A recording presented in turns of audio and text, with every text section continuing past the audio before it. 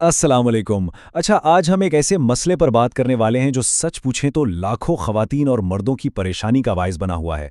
और वो क्या है? वो हैं चेहरे की छाइयाँ, जिन्हें मेडिकल ज़ुबान में मेलाज़्मा या क्लोइज़्मा कहा जाता है।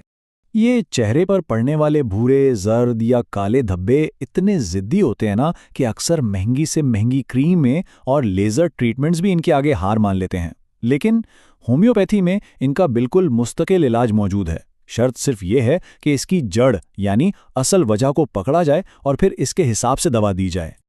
आज के इस तफसीली जायजे में हम होम्योपैथिक डॉक्टर मोहम्मद नईम तबस्सुम की 38 साला प्रैक्टिस की रोशनी में एक एक करके देखेंगे कि छाइयों की वजूहात क्या होती हैं, उमूमी अद्वियात कौन सी हैं, इसका अनीमिया से क्या कनेक्शन है, बेहतरीन दवा कैसे मुंतखब करें और आखिर में शिफा के लिए बेहतरीन ग़ज़ाएँ कौन सी हो सकती हैं। तो चलिए सबसे पहले हिस्से से शुरुआत करते हैं। ये छाइयाँ आखिर बनती क्यों हैं? इनकी असल वजूहात क्या हैं? देखें, वजूहात बहुत सी हो सकती हैं, जैसे खून की कमी यानी एनीमिया, हार्मोनल तब्दीलियां जो आमतौर पर हमल या मेनोपॉज में होती हैं, जिगर की खराबी, माहवारी के मसाइल या फिर कोई गहरा दुख और धूप के मुज़िर असरात। इसके अलावा कोई पुरानी जल्दी बीमारी जो दब गई हो, वैक्सीनेशन के साइड इफ़ेक्ट्स या सिर्फ खराब हाजमा भी इसकी वजह बन सकता है। होम्योपैथी की फ़िलॉसफी बड़ी क्लियर है। वो ये कहती है कि इलाज सिर्फ ऊपर से जिल्द चमकाने का नाम नहीं है, बल्कि इन सारी अंदरूनी वजूहात को जड़ से उखाड़ने का नाम है। अब आते हैं दूसरे हिस्से की तरफ, जहां हम उमूमी वजूहात और उनके हिसाब से बेहतरीन होम्योपैथिक अद्वियात का जायजा लेंगे। सबसे पहले बात करते हैं दो टॉप रेमेडीज की, सेपिया और लाइकोपोडियम। सेपिया होम्योपैथी की बहुत ही मशहूर दवा है। माहिरीन बताते हैं कि अगर हमल, जचगी या मेनोपॉज के दौरान चेहरे पर, खासतौर पर नाक और गालों पर जर्द या भूरे रंग के धब्बे नमूदार हो जाएं, तो ये दवा कमाल का काम करती है। खासतौर पर ऐसे अफराद के लिए जो जहनी तौर पर शदीद थकावट और चिड़चिड़ेपन का शिकार रहते हों और जिन्हें गर्मी में थोड़ा सुकून मिलता हो। पोटेंसीज और दीगर तफसीलात आप यहाँ देख सकते हैं। और दूसरी तरफ, अगर इन छाइयों का डायरेक्ट कनेक्शन जिगर की खराबी और हाजमे के मसाइल से जुड़ा हो, तो फिर लाइकोपोडियम बेस्ट चॉइस है। इस दवा के मरीजों में एक ख़ास बात यह होती है कि शाम 4 से 8 बजे के दरमियान उनकी तकलीफ बढ़ जाती है और गैस या पेट फूलने की शिकायत बहुत आम होती है। अब ज़रा इन तीन अहम अद्वियात को देखते हैं, सल्फर, थूजा और नेट्रम म्योर। सल्फर तब दी जाती है जब कोई पुरानी जल्दी बीमारी ठीक होने के बजाय दब गई हो और उसके बाद छाइयाँ निकल आएं। ऐसे लोगों की जिल्द काफ़ी खुश्क और बेरौनक सी हो जाती है और हाँ, उन्हें गर्मी या गर्म पानी से बड़ी सख्त उलझन होती है।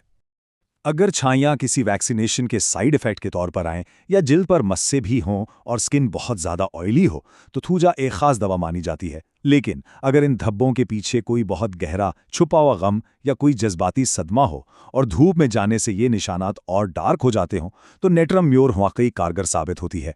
ये खासकर उन लोगों के लिए है जिन्हें नमक खाने की शदीद ख्वाहिश होती है और जो अंदर ही अंदर रोते हैं लेकिन किसी पर जाहिर नहीं होने देते। अगली लिस्ट में पल्सेटिला, बर्बेरिस एक्वीफोलियम और आर्जेंटम नाइट्रिकम शामिल हैं। पल्सेटिला ऐसे नर्म मिजाज लोगों के लिए बड़ी ज़बरदस्त है जो बात बात पर रो पड़ते हों, जिन्हें माहवारी के मसाइल का सामना हो और जो खुली हवा में बड़ा फ्रेश फील करते हों। और बर्बेरिस एक्वीफोलियम, भाई उसका तो मादरी टिंचर चेहरे के दाग धब्बे बिल्कुल साफ करने और रंगत निखारने के लिए बेहद मशहूर है। ये जो बर्बेरिस का टिंचर है ना, ये अंदरूनी और बैरूनी दोनों तरह इस्तेमाल होता है। इसके बाद अगर बात करें जहनी दबाव, घबराहट और जल्दबाजी के शिकार लोगों की, जिन्हें मीठा तो बेहद पसंद होता है लेकिन हजम नहीं होता, तो उनकी गहरी छाइयों में अर्जेंटम नाइट्रिकम का जिक्र मिलता है। इस्तेमाल का तरीका और पोटेंसीज यहाँ सामने मौजूद हैं।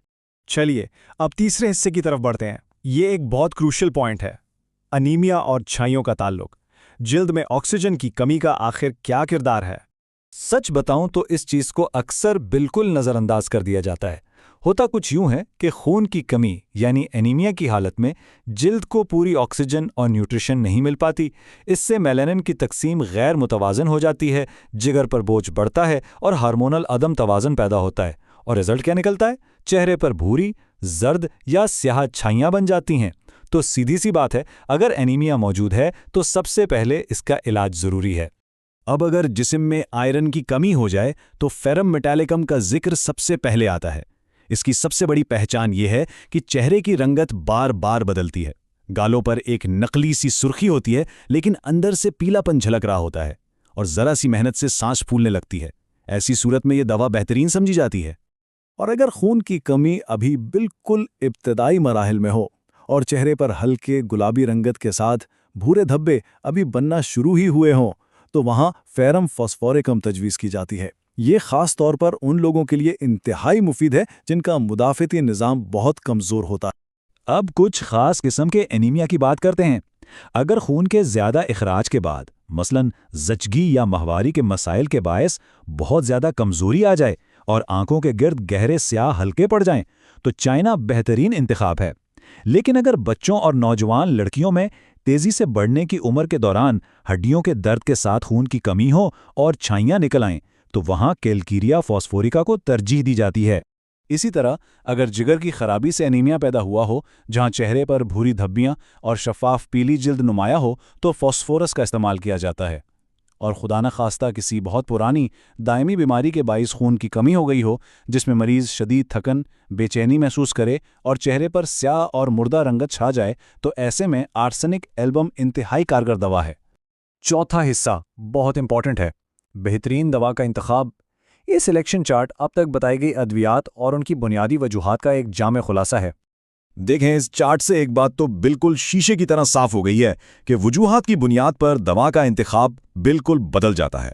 होम्योपैथी में कामयाबी का सबसे बड़ा राज ही यही है कि सिर्फ छाइयों का नहीं, बल्कि उस बुनियादी मर्ज का इलाज किया जाए जिसके बाइस वो नमूदार हुई।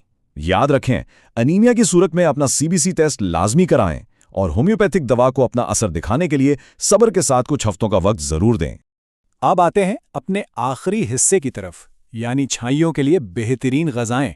क्योंकि अद्वियात के साथ साथ शिफा के अमल को तेज़ करने के लिए डाइट का भी बड़ा कमाल है। जिल्द को निखारने और मिलानिन को कंट्रोल करने के लिए विटामिन सी और विटामिन ई का इस्तेमाल नागुज़ीर है।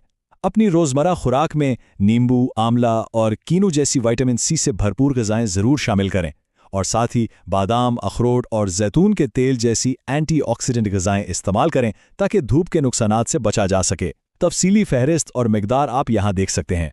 और चूंकि हमने डिस्कस किया कि अनीमिया छाइयों की एक बहुत बड़ी वजह है, तो खून बढ़ाने वाली ग़िज़ाएं लेना तो मस्ट है। खजूर, अनार, चुकंदर, पालक, कलेजी, अंडे की जर्दी और तिल, ये वो आयरन से भरपूर कुदरती ज़राएं हैं जो खून की कमी को दूर करके छाइयों को बिल्कुल अंदर से ख़त्म करने में बेहद मददगार साबित होते हैं। तो बस ये था हमारा आज का तफसीली तज्जिया। डॉक्टर मोहम्मद नईम तबस्सुम के तजुर्बात पर मबनी ये बातें वाज़े करती हैं कि असल शिफा वाकई बीमारी की जड़ तक पहुंचने में है। जैसा कि होम्योपैथी कहती है, मरीज़ का इलाज करो, बीमारी का नहीं। अगर आपको लगता है कि ये मालूमात मुफीद हैं, तो इन्हें दूसरों तक ज़रूर पहुंचाएं। और हाँ, इलाज के लिए हमेशा किसी मुस्तनद मुअल्लिस से रुजू करें। लेकिन जाते जाते ज़रा इस एक सवाल पर ज़रूर गौर कीजिएगा कि क्या हम सब सिर्फ अपनी जिल्द के ऊपरी सतह को चमकाने की धुन में अपने जिस्म की अंदरूनी पुकार को कहीं नज़रअंदाज तो नहीं कर रहे।